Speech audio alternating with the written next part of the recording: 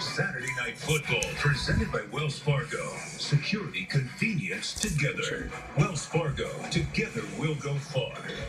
And in part by Buick, proud partner of the NCAA. And Chick-fil-A, we didn't invent the chicken, just the chicken sandwich. Replay official Tom Herbert had another look at that recovery of the muffed punt to see if Micah Abernathy of Tennessee was in bounds. Ruling on the field stood. We looked at several angles during the commercial break. It was tough to tell. It looked to me, I thought Abernathy made the recovery before touching out of bounds. Officials concurred as Dobbs completes the pass to Jason Kroon. And here's another look at this. This is probably the best look. And we were talking with Dave Kataya. There's just not enough evidence to overturn that. Completion of Kroon. Got 9. Tennessee with a 2-touchdown lead as we wind down toward 8 minutes. Trying to put this thing away. Hurd noses around and puts the ball forward for a couple of yards, enough to get the first down. It's a good job just staying north and south. I thought for a second he was going to try to bounce it and potentially try to go wide, and then potentially you end up losing 3 or 4 yards, and now it's a 3rd and 5, but instead he just picked up his 2 or 3 yards and got the first down.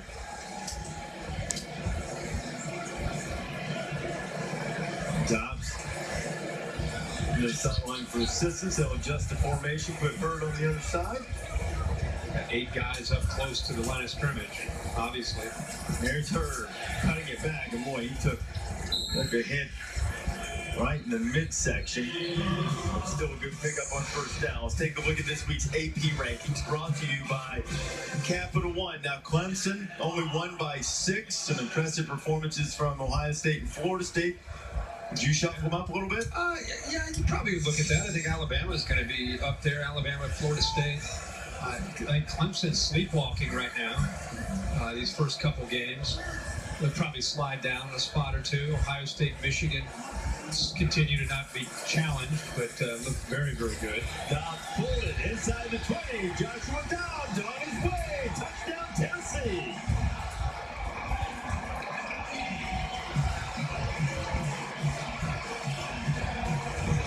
You know, when you have a long run like that, it takes some great blocks downfield, and he picked up some blocks by his receivers, and a big tight end, Ethan Wolf, did a good job. Zone read, he's reading, he can him, comes down, he pulls it out.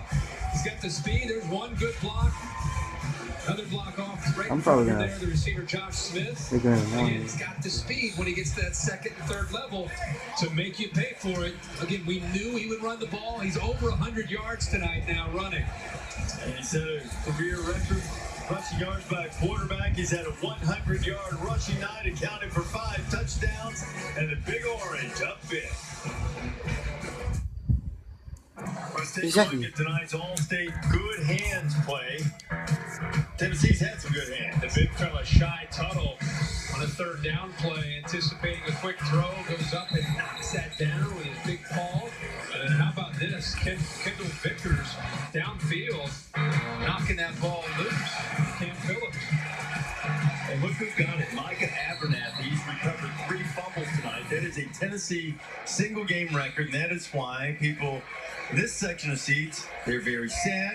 And then across the state line from Virginia into Tennessee, which is Bristol, sits right on the state line, much happier with the brighter shade of orange. And Virginia Tech takes over, down 38-17.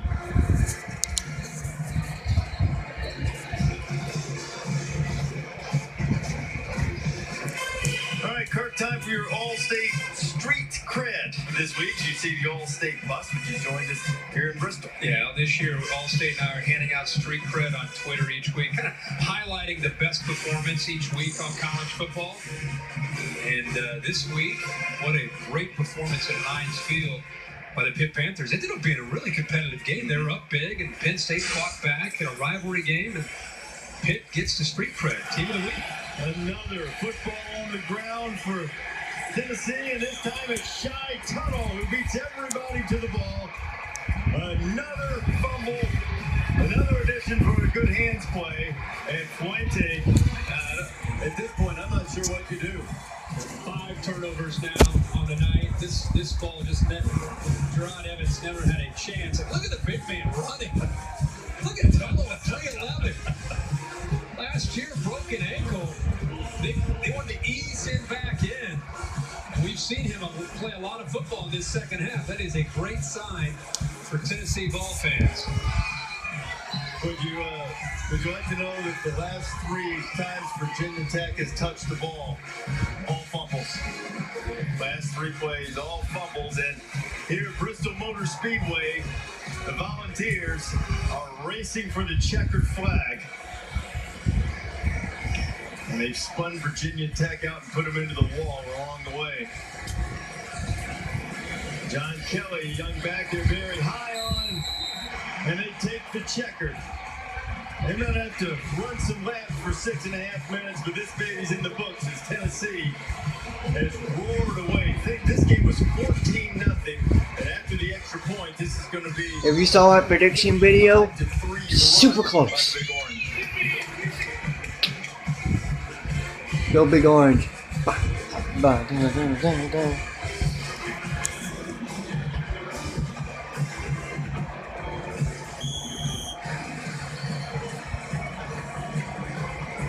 Well, sometimes Virginia Tech, which got off with such a good start,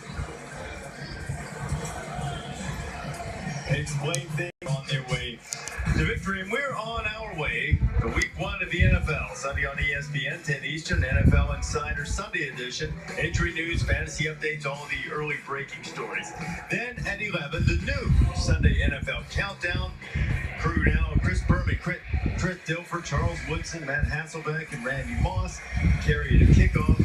We're always streaming live and watch ESPN and the ESPN app as Strowman gets drilled as he crosses the 20-yard line. 6:28 to go, and Gerard Evans and Virginia Tech have had a disastrous run in terms of taking care of the ball.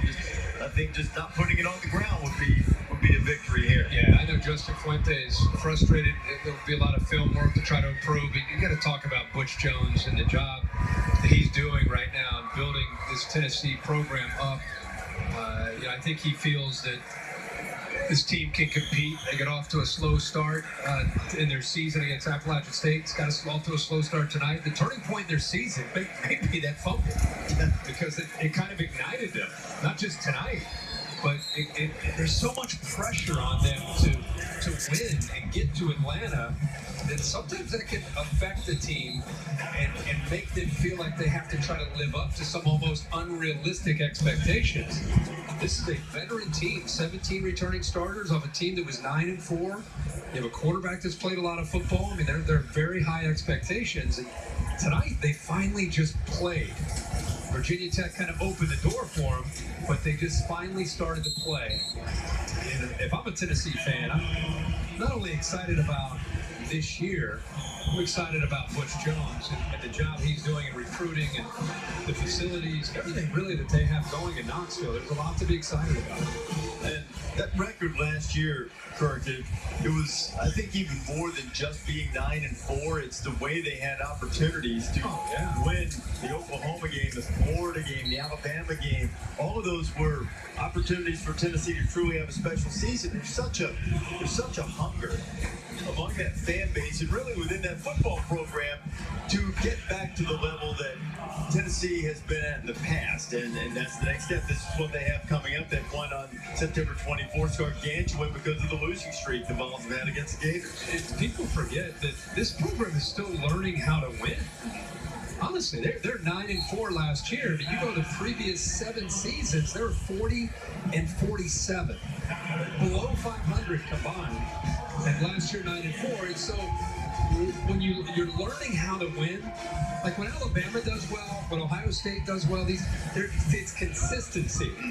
It's not an emotional, hey, we're really high and excited today, next week we're going to be flat. The following week we're going to get excited, the next week we're flat. It's consistency, and that's what he's trying to find with this team this year. Inside 5 minutes to play as we check in down on the track with Dr. Jerry Punch. Hey guys, Butch Jones, you guys were talking about the fact that they had trouble finishing some of those big games a year ago. In the offseason, Butch, when he was talking about coming here, the NASCAR terminology, he said guys can lead races late. They start looking in their mirrors and thinking about what's coming up behind them, and guess what? They don't win. He said the focus has got to be out the windshield. We got to focus forward on the next play, the next lap. That's how we win races. That's how we win ball games. We got to overcome adversity, which is what they did on Thursday night against Appalachian State. And after going down by 2 scores here, that's what they have done here tonight, focusing forward and trying to be able to finish.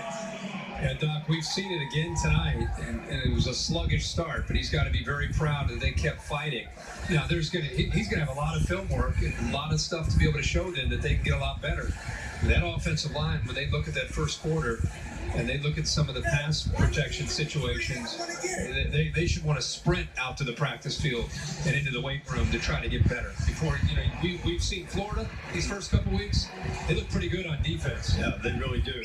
Not to mention Alabama and the rest of the SEC teams that they're going to be playing. A couple of weeks away from that showdown with the Gators. Devins starts to throw it, pulls it down. Gerard is tripped up by Golden as he marches his way inside the 10-yard line. And if Virginia Tech, it's a transition year with a new head coach. There's going to be some growing pains. There's going to be some highs. There's going to be some lows.